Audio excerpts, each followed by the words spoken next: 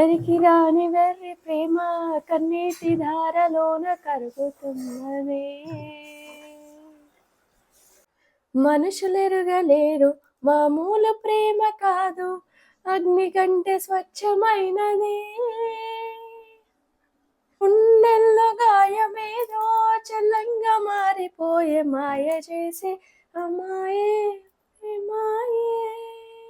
கண்மணி அன்போடு காதலன் நான் எழுதும் கடிதம்